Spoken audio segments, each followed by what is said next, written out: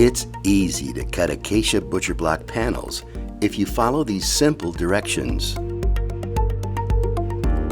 All Interbuild panels come shrink wrapped to prevent loss of moisture, to protect the finish, and to minimize warpage. Make sure to remove the shrink wrap prior to fabrication. Every Acacia panel comes with a label indicating the upside of each panel. On the reverse side are detailed finishing and installation instructions. Before getting started, measure and mark the cut line location with a T-square. Here, we're going to use a Festool track saw to size the counter to the specifics of our design.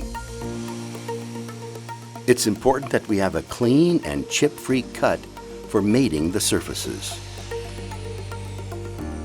That's all there is to cutting Acacia Butcher Block panels from Interbuild.